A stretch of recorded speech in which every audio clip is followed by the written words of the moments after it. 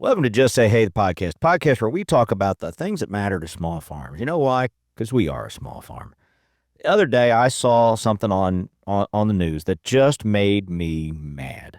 And I don't get mad about too many things that I see on TV or in print on the web, on the internet news sites. It just doesn't make me mad. I kind of look at it and figure out how it's going to impact my business, and I roll on with it.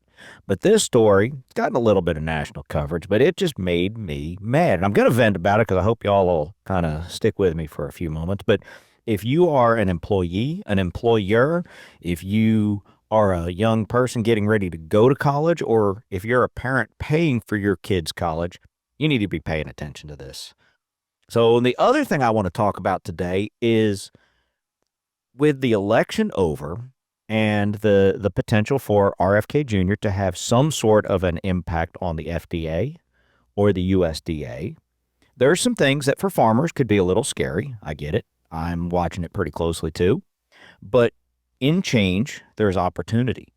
And we need to be looking at the things that he's talking about now and the things that they are saying about his ideas and looking for those opportunities. So let's get into it. Welcome to Just Say Hey, the podcast where we talk about what matters to small farms, whether it's business, marketing, agronomy, equipment, livestock health. If it matters to small farms, we'll probably talk about it here. So let's get into it. All right. So on the news the other day, I saw a story about some students who are so despondent over the results of the election that the professors and teachers were giving them the day off. That they were, one of the Ivy League schools set up a room for them to go to that had crayons and Legos, and in one case I heard about a therapy goat. You got to be kidding me. It's ridiculous. You know what? If you didn't like the terms of the elections, you didn't like the way it came out, work harder next time. Be more of an activist. But deal with loss. And the schools and professors that did this, in my opinion, should be fired because they failed in one of their crucial duties, which is to prepare our children for the real world. And if you live in the real world, you work, you own businesses, you lose every once in a while. And when you lose, you have to learn to lose with dignity and move forward. And when you win, you should win with humility. And the teachers and professors, one of these was an Ivy League school. I think it was Harvard. It was one of them. The students were so despondent that we needed to give them the day off and give them Legos and crayons. You know what? If I'm a parent paying for my kid's school and the school did that, I'd say, you know what? They can have they had Legos and crayons when they were 5. These are young adults. They need to move on with life. Now, I don't want to vent about that too much, but it just really, man, it just fried my biscuits when I heard the story because, you know what? We talked about it on the podcast before. I've talked about it here. Raising farm kids, you know how you get tough? You do tough things. And sometimes you win and sometimes you don't. You do tough things. And if you do tough things enough, you become tough. When you get pampered over and over again, you become the opposite of tough. You become weak. You become, I guess lazy is not the right word, but you become soft. You can't handle criticism. You can't handle rejection. You can't handle the things that the real world brings at you. And to see a school provide a place and coddle these kids like that, they have done these kids a disservice. They really have, because they've allowed these kids to become weak in a world where they need to be strong to succeed. And sometimes that's not physical strength, it's emotional, mental, spiritual strength to become strong. If you want to be tough, you do tough things, and you do it over and over again, and eventually you become tough. So enough about that. That was just me venting. It made me mad because I just thought these people are doing such a disservice to these kids. And I don't want to, this is not me disagreeing with their politics. This is not me disagreeing with, what they stand for. And I may or I may not disagree or agree. I don't know. But what I do know is that when you don't get your way, you don't get a day off and you don't get crayons and Legos as an adult. So there you go. So let's move on. So the election's over. Now we have to see what changes are going to be made because this election there's a lot of there was a lot of ideas that are about broad sweeping changes. I think the stat I saw was 68% of the country was what was called a wrong track. So if 68% of the people surveyed or polled thought this country was on the wrong track. So the vote came in and the Republican Party won the presidency. They won the Senate, and it looks like, not official yet, the votes are still being counted, and it's close, but the Republican Party won. It looks like they're going to win the House. Not only won the Electoral College for the presidency, but won the popular vote. And that is not always a resounding support of Trump. That is that is some of the country saying, you know what, we're not doing things completely right. We think the country's not headed in the direction that we, the people, think it should be. So let's do something about it. Now that it's happened, and whether you're for it or against it, it's happened, and we need to look at what are the changes that are potentially going to be made. RFK Jr., he talked a lot about the chronic illness and chronic diseases that are plaguing the youth. I think somebody said 56% of Americans have a weight problem in large part. But and I don't know the science of it, so I don't want to make statements of fact. But there's a lot of doctors that I have seen that talk about how the food industry is in many cases to blame. The one I keep hearing about all the time is the Cheerios. I think in the United States, Cheerios has 19 or 20 chemicals in it. Canada, there's 3.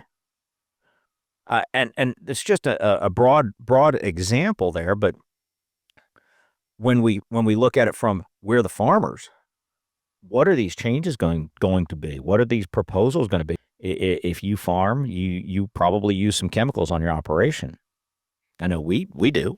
And when you look at Europe, a lot of those chemicals they're not used in Europe, or they're used much less, and there's much more control. I think if you look at the food industry, there are ingredients. So the food industry is going to become potentially, under the new leadership, is going to become potentially much more health focused.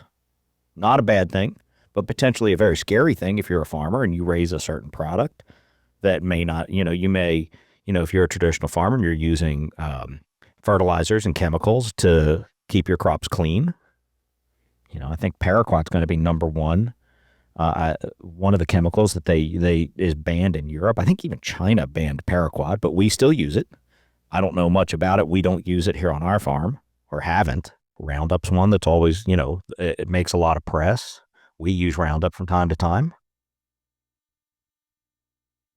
I think that when you look at this, there is the potential for a lot of massive sweeping changes. With change comes opportunity. And that's the thing that, again, I don't want to get into who you're for or who you're against. It's happened. We need to look at the potential changes and the potential things that are going to impact our operations and start making some decisions. I don't know if you ever heard of it.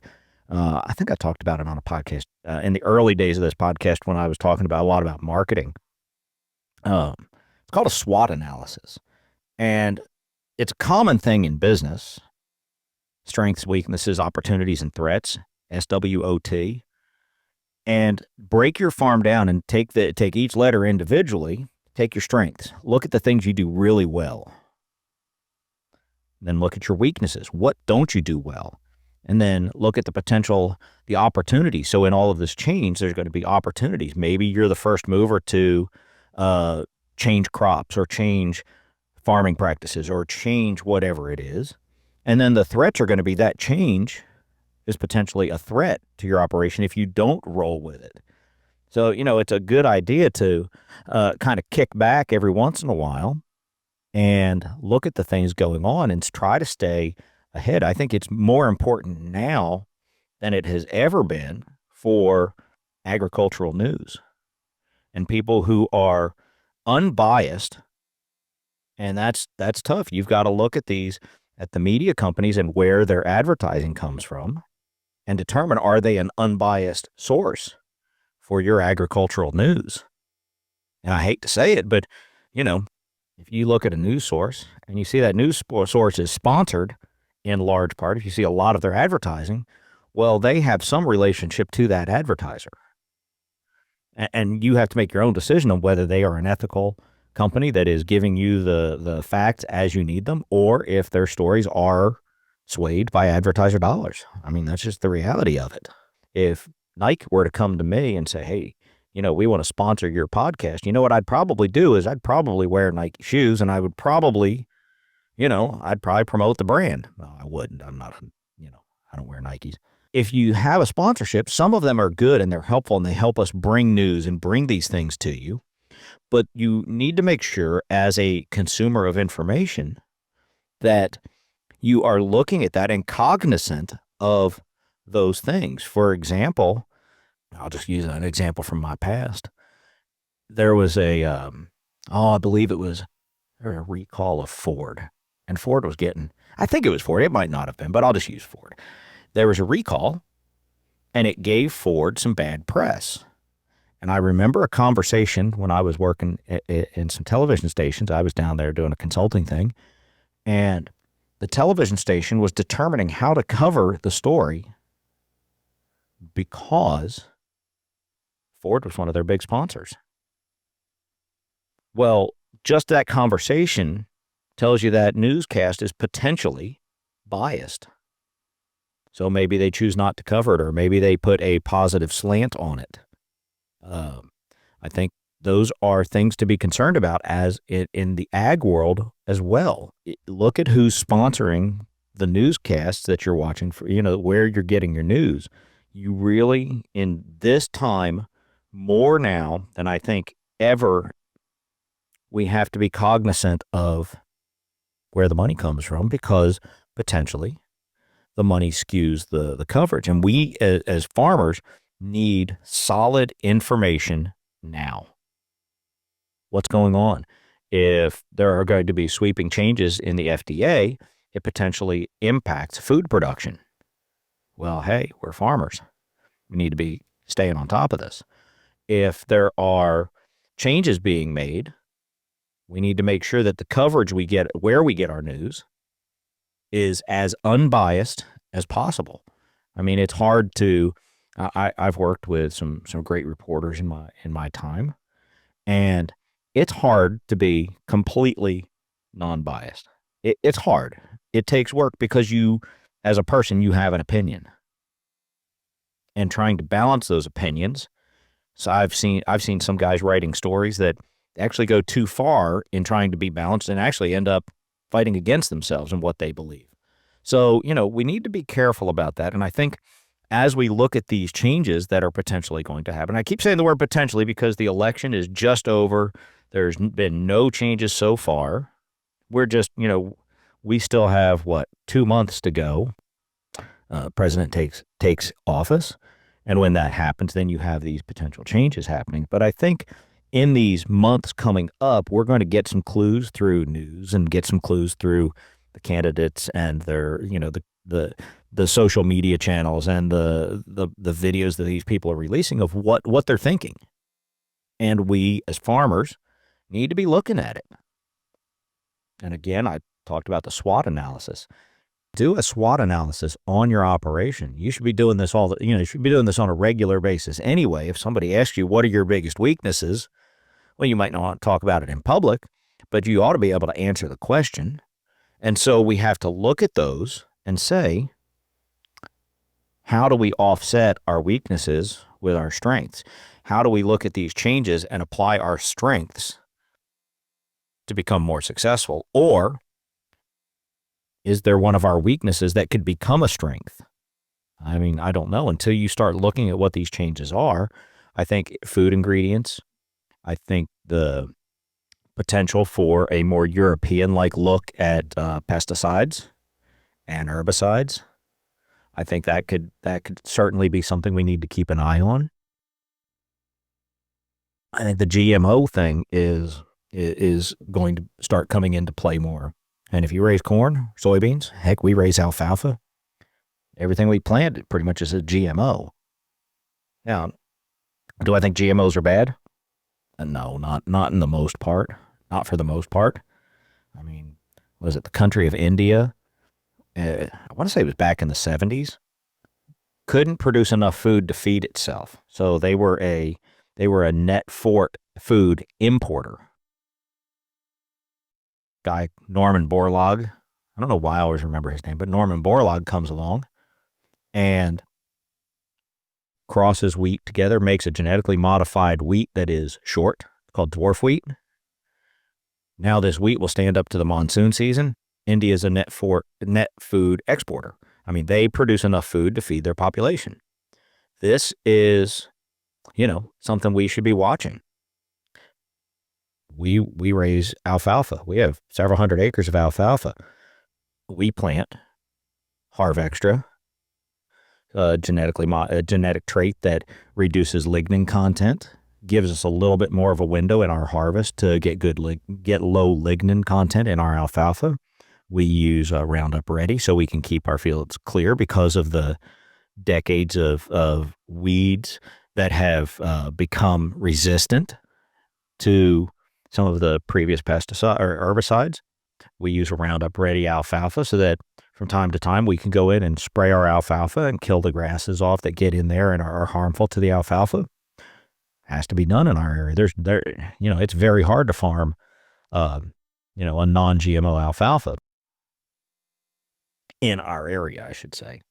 So, these are things if it becomes a ban on GMOs, well, it's going to change. Now, that means there's opportunity there too. So I try not to get too worked up and concerned about it, but it is definitely something that we need to be cognizant of. And with that, I'll also say that we need to be cognizant of our friends and neighbors, make sure that they are okay through all this. I mean, having some conversations with them, it's good. I mean, helping everybody get through these changes is going to be a good thing for all of us. With that, I'll let you go. You have a blessed day. Help your neighbor. Good luck, and God bless.